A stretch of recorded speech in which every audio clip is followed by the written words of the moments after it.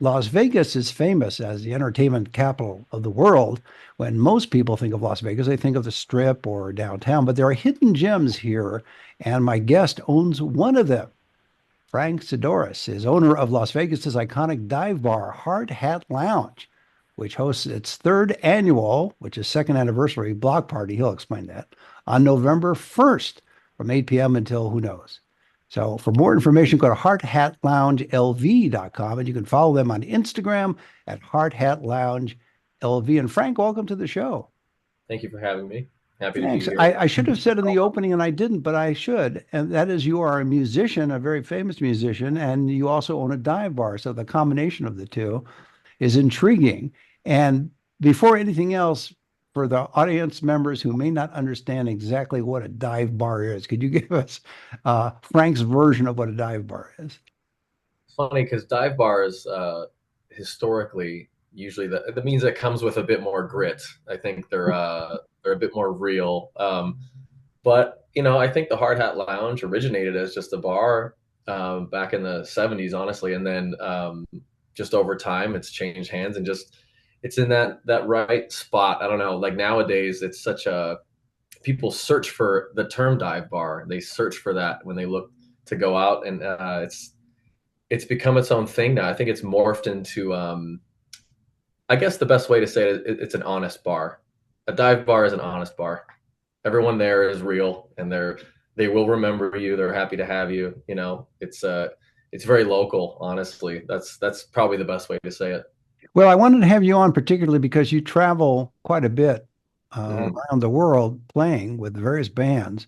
And at the same time, you have a very local bar. And I thought our listeners and viewers would be intrigued by that dichotomy in a way, although I'm sure it complements each other.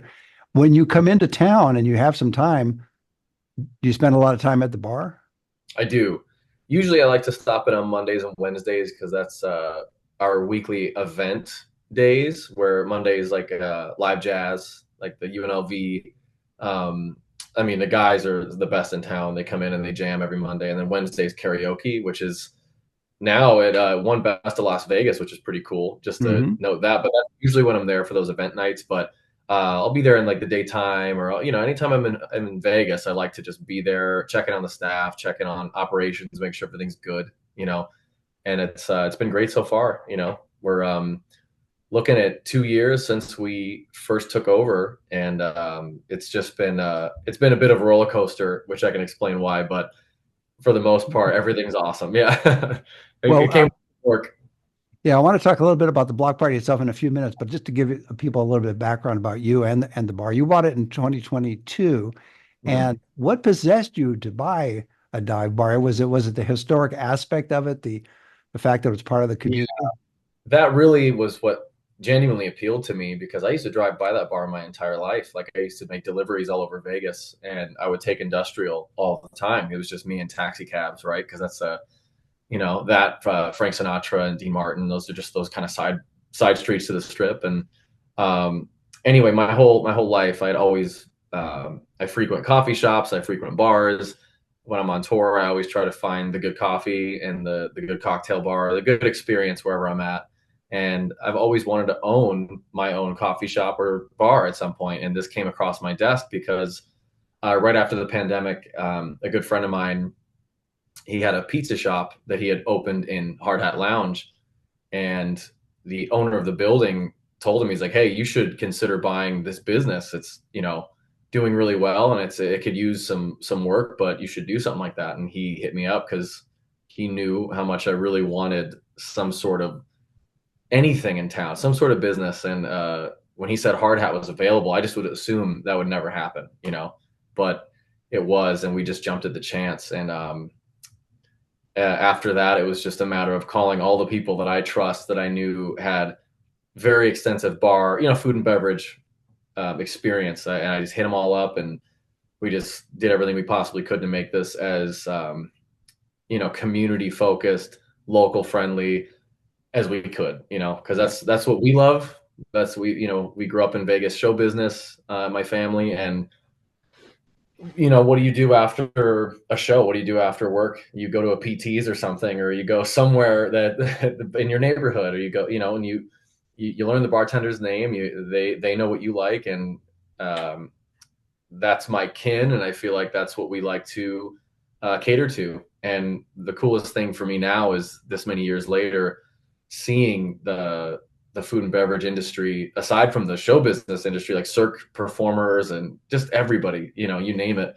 All of the people from Piero's or Peppermill or just all of those Golden Steer, these iconic Vegas restaurants, they finish their shift at those places and then they go to Hard Hat Lounge and have a beer and a shot and just take their tie off and hang out and feel relaxed. It's just the best. You also have to Mm, get the people from Bob Taylor's Ranch House to come by as well. That's an old establishment too. an absolute classic. Yes, we'd love to have them in.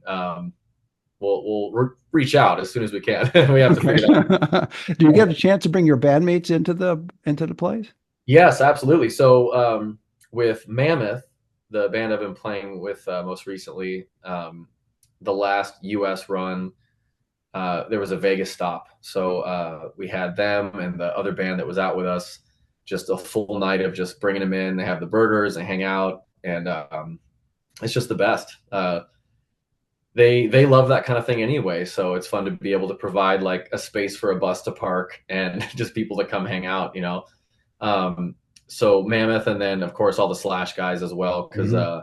last year when we did our anniversary, Slash was kind enough to join us on stage and surprise the city with a set of songs, unannounced. So we knew obviously we wanted to surprise everyone, but it was very cool to have him fly in, hang out, experience the bar, play a couple songs, and then just take off. And it was very fun. So the bands love it, and it's cool because it's moving on through the music industry ranks where one band stops in to play Vegas. Their merch guy goes in, has something to eat. He tells the tech crew, and the tech crew, it just they all stop in. And Vegas is a frequent stop for bands, and now Hard Hat is becoming one of those stops within the tour. So it's very cool.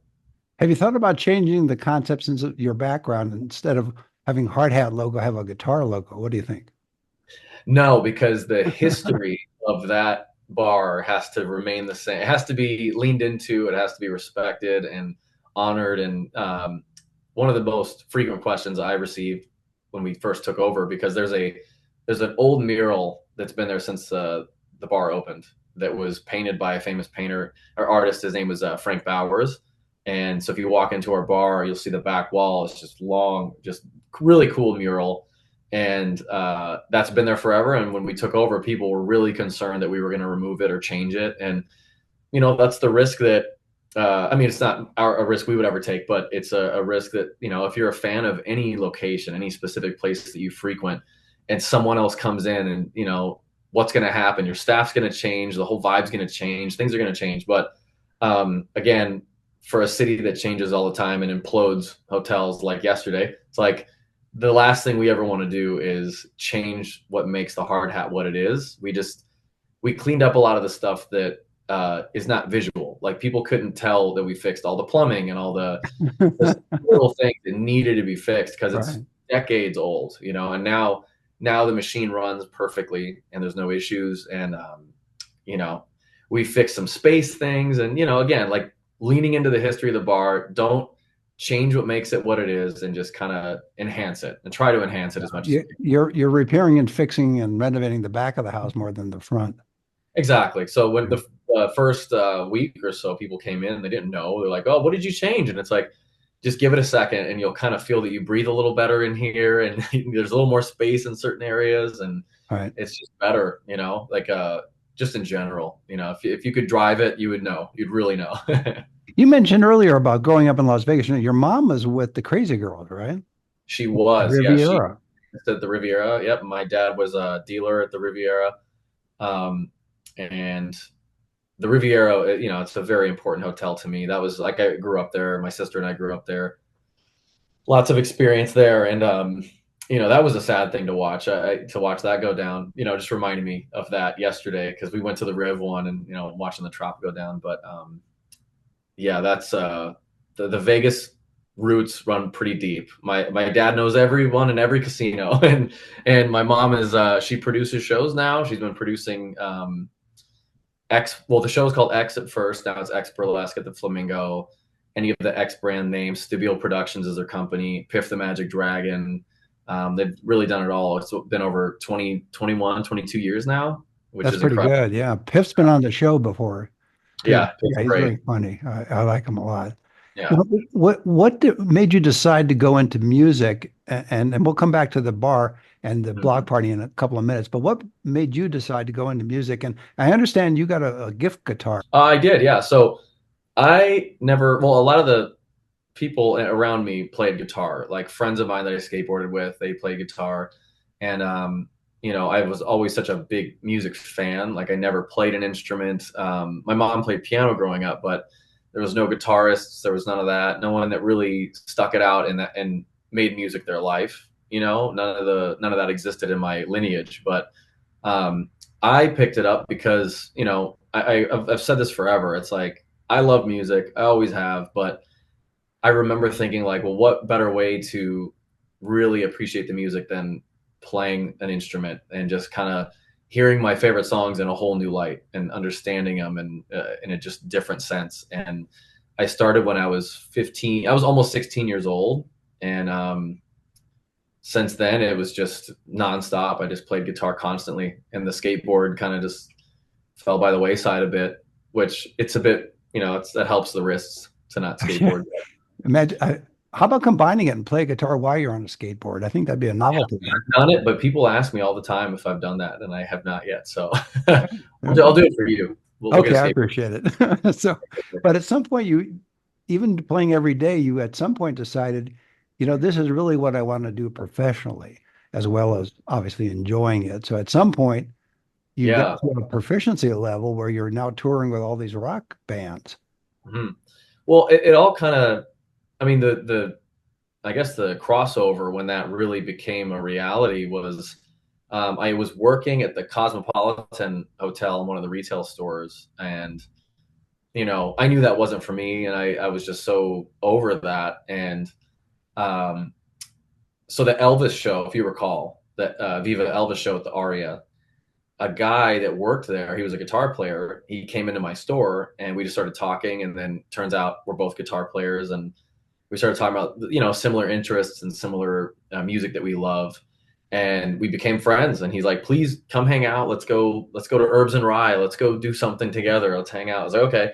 So we hang out and realized we're very similar, and we just became good friends. And he said, hey, I'm going to move back to Montreal, you should take the Elvis gig from me, you should play guitar in the show. And I was like, oh my god, like just playing guitar for a living, I can't imagine that experience, that would be like. So all I did at work was just think about music and try to just envision and visualize what it would be like if I can actually play like all my heroes. And fast forward to, he gave me the gig, but at the same time, another guy came into that same store. So I really have a lot. I owe a lot to that store, by the way, because the very first band I went on tour with was a guy who came in and knew one of the guys I worked with. Okay.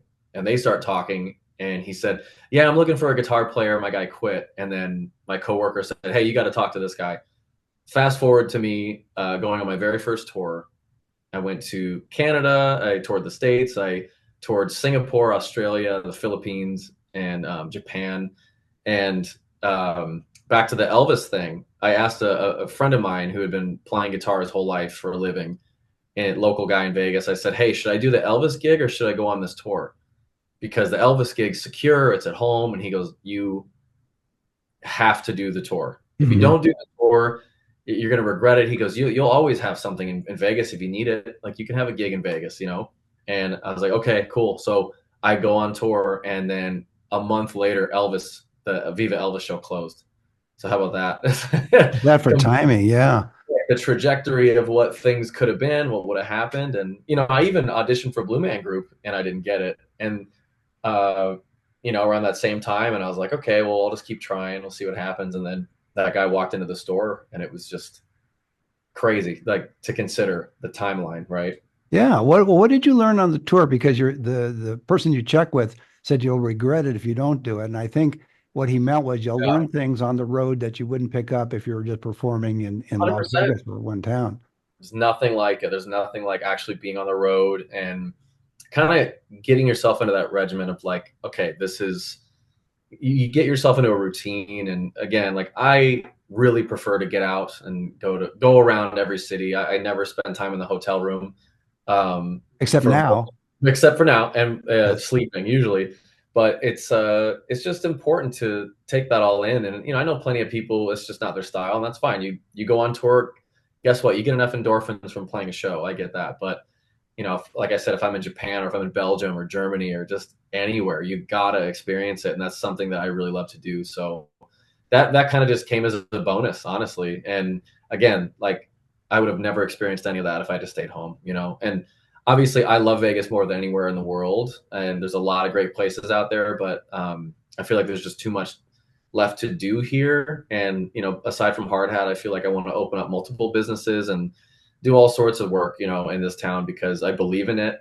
And I can't blame anybody who's never been here, or like if you live in some other city that's smaller town, like, oh, what's it like living in Vegas? It's like it's actually very normal. It can be very, very normal. Sure. There is a culture. There's an entire community of people that care for each other, and they love art and they love Vegas history. And it's more than ever. I feel like a lot of my friends, a lot of my generation are buying businesses lately and leaning into what makes Vegas Vegas. And it's just unlike anywhere else. And I preach that name and our word constantly. And it's cool because I feel like I've changed a lot of people's opinions. Come out to Vegas. Oh, go ahead. Sorry. Yeah, that's right. And I was going to say, do you still get occasionally someone come up to you and say, "Do you live in a hotel room?" Because that used to be the old thing about Vegas, that they My couldn't whole imagine there was actually a community here. yeah, my whole childhood because my family. My dad's from Cleveland, Ohio. My mom's from Charleston, West Virginia. So when I go to the Midwest or just be on that in any of those cities, cousins or cousins' friends would just be like, do you live in a casino? It's like, no, but guess what? I actually did for a minute. So I am one of the few people that can say I did live at the frontier. So I lived at the frontier for a short amount of time, and it was amazing. I'll never forget it. And yeah, it's so unique, and more people are born here than we realize. But yeah, I'm one of the few. Same with Los Angeles. A lot of people get that too. Like, where are you from? It's like, not from Chicago. No, I'm from LA. I'm from Vegas. Yeah. Yeah, in that sense. Well, you put that energy you have and that passion you have into the dive bar, and Mhm. now there's this free block party. It's open to all guests over 21. You have to be over 21 to go. Right, And right. give us a sense of what people will experience when they go to the block party if they haven't been to it before. Yeah, so the first couple times we did some carnival games like a dunk tank, and those are some of the fun little things that we did for entertainment. But for the most part, it just feels like a festival. Honestly, the last 2 years have been so like there's such an energy there. And the cool thing is, as many people that are there, as crazy as it can be, it's so respectful and awesome. Like, so, after the fact, I'll just start with this. The last 2 years, when it's all said and done, and it's like 5 in the morning, there is like no trash on the floor. I know it's such a random fact, but it says a lot about how respectful the community is and the people that attend. It's just the best. So um, there's going to be live music. There's going to be three. We haven't announced two yet, but we will. We have at least three of uh, of the more popular local bands that we've been friends with for years, and um, there's going to be a photo booth, all that kind of stuff. So live DJs are going to be people inside, outside. We'll have a jazz band in the beginning. So it's just going to be cool. It's going to be a lot of showcasing of Vegas talent. So there will be local vendors as well. We will announce soon who they're going to be, but it's just been the local love is just felt like just walking in. If you've never even been to Vegas or Hard Hat before, when you walk in, when it's really going around like a couple hours in, there's just nothing like it. Like I can't wait to do it again. And the numbers only grew like from the first to the second one, so we really got to outdo ourselves this next time. So Yeah, and for uh, more information, when you get that whole list going, it's hardhatloungelv.com. if possible, check the Hardhatloungelv.com. Instagram too. That's where we're the Yeah, most active. So at Hard Hat Lounge LV. is that on Exactly. Instagram as well. Everybody updated the best we can on that, so that'll be Sure. cool. And there will be more flyers to come, more information as we complete the lineup and everything. Yeah. The Yeah. I was thinking you mentioned the dunk tank. Have you thought about having a drunk tank? Yeah, the dunk tank was hilarious, and the poor guy last year we had to we were doing the renovations, right? So we couldn't open when we wanted to and do the anniversary on the like in November, October, November. So we had to do it on December 1st, and that poor guy was just freezing. It was I bet. you, yeah, it was tough, but yeah, drunk tank. That's a good idea. We're Yeah, still yeah, ideas. I think you could make that work. Now, for people listening and watching out of Las Vegas, it may not be important because they could take an Uber or Lyft or a taxi or a cab, which was one of the rock groups that you were involved with. Uh, Yeah. yeah, exactly. But for locals, what's the parking situation there? In other words, how do they Yeah, so we learned a lot navigate? from the first round. The first round, it jammed out so quick, and you got to remember we were closing our parking lot for this event.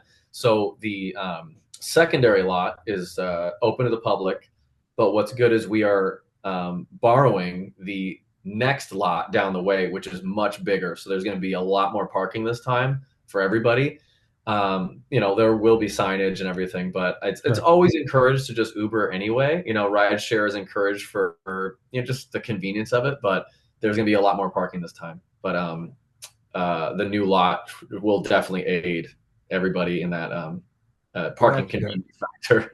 And I think if you get an Uber or Lyft that way, in case you don't want to end up in the drunk tank, so you'll be able to get a ride Yeah. home, in that sense. So, now, who actually programs it for you? Because you're on the road a lot. You're recording. We're talking right now. You just finished a rehearsal session. Well, Mhm. so how does that work? How do you delegate it to the staff there? Yeah. So one of my oldest and most trusted friends of all time is our GM. His name's Dylan Shines, and he was the first person.